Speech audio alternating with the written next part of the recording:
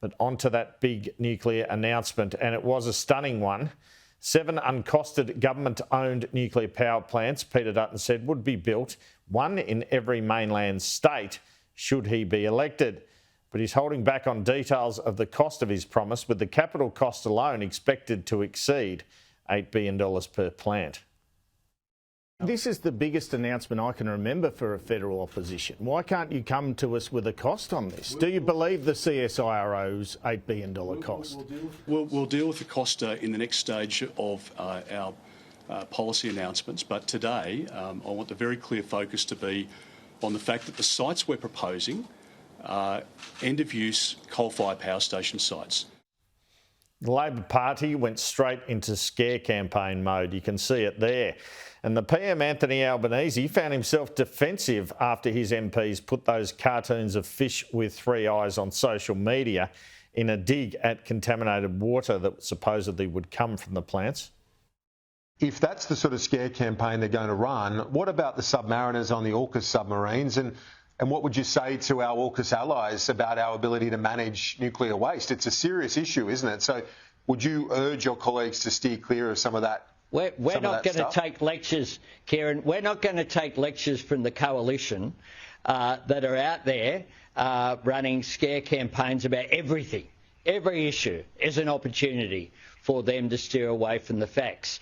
Does the PM not want to dismiss these sorts of scare campaign tactics because he doesn't want any restrictions on the scare campaign Labor can put on this at the election? From Labor's point of view, the nuclear idea might garner some support in the short term, but one senior government source said to me that even Labor's disastrous pre-2019 franking credits policy was popular for the first couple of weeks.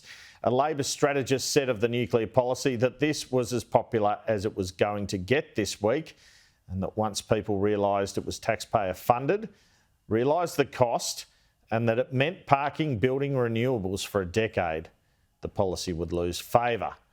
Well, in an address to the Liberal Party Federal Council yesterday, Peter Dutton set out details of polling in the 7 communities where these power plants would be built.